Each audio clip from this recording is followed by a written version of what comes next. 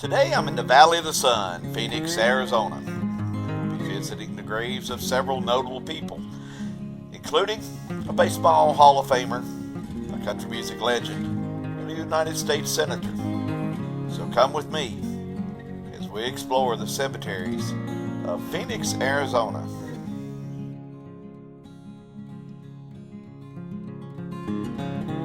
I'm going to begin my tour just east of Phoenix at the Mesa City Cemetery in Mesa, Arizona. It is here that we find the grave of country music legend Waylon Jennings. Waylon Jennings was born on June 15, 1937, near Littlefield, Texas. Early in his career, he met and became friends with Buddy Holly, and in 1959 accompanied Holly, Ritchie Valens, and the Big Bopper on their winter dance party tour. After a performance at the Surf Ballroom in Clear Lake, Iowa, Holly chartered a plane to fly to the next date in Moorhead, Minnesota. A small Beechcraft Bonanza could only seat 4 people, and Waylon gave up his seat to the Big Bopper. Shortly after takeoff from the Mason City Airport, the plane crashed into a cornfield, killing everybody on board. Despite his grief following the crash, Waylon went on to have a long and successful career with a number of hit songs, including Mama Don't Let Your Babies Grow Up to Be Cowboys, A Good-Hearted Woman, and the theme from the TV show The Dukes of Hazzard. Waylon was a longtime smoker and died of complications of lung cancer and diabetes on February 13, 2002. He was 64 years old. From Mesa, I make my way about 15 miles north to Paradise Memorial Gardens in Scottsdale, where I find a niche of baseball journeyman Whitey Lockman. Whitey Lockman played in the major leagues for 15 years, appearing in 1,666 games with 114 home runs and a career batting average of .279. After his playing career, he went on to serve as coach for several major league teams, and then he was the manager of the Chicago Cubs from 1972 to 1974. Following his retirement from baseball, Lockman made his home here in Scottsdale, where he died at the age of 82 on March 7, 2009.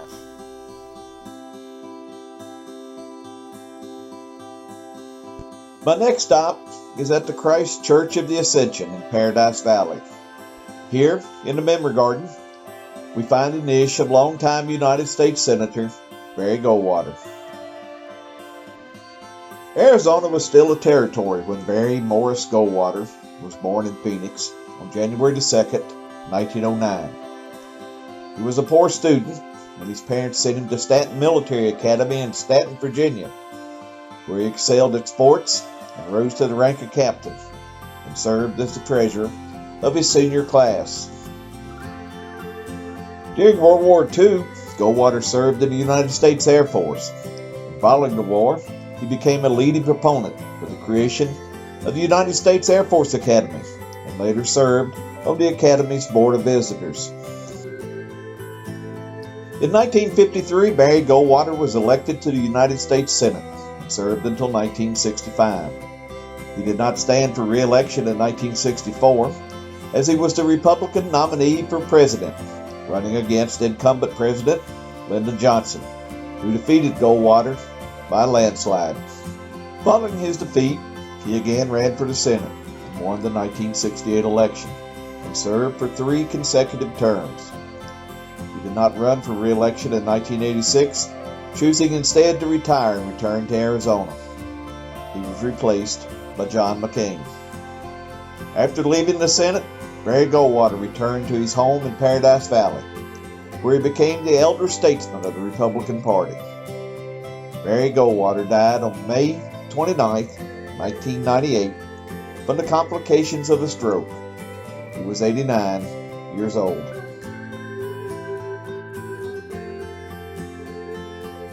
From Paradise Valley, I make my way to the Green Lawn Memory Cemetery, where I find the final resting place of Walter Winchell. Walter Winchell was born in Manhattan on April 7, 1897. He was a poor student.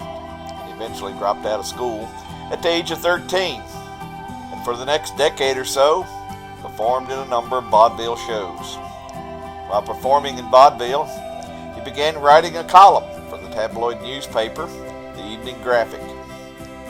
His column was so popular that he soon moved to the New York Daily Mirror, where his gossip column about everybody and everything on Broadway was syndicated to more than 2,000 newspapers.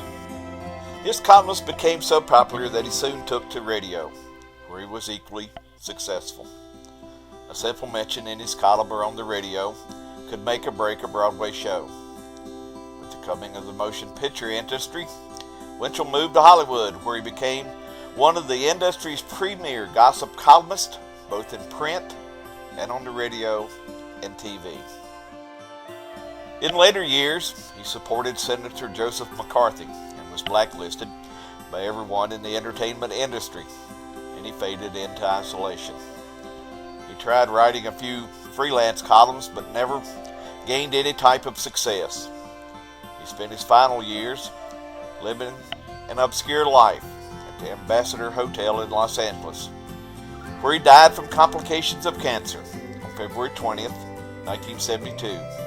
He was 74 years old.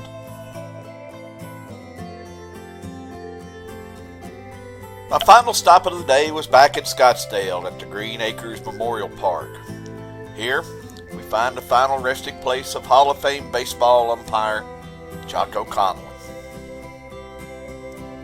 John Jocko Conlan was born on December 6, 1899, and became one of the Major League's most successful umpires. He worked the National League from 1941 to 1964. And during his career, he worked 5 World Series and 6 All-Star games. He also worked the 1951 National League regular season championship game between the New York Giants and the Brooklyn Dodgers, where Bobby Thompson hit the game-winning home run, known as the shot heard round the world.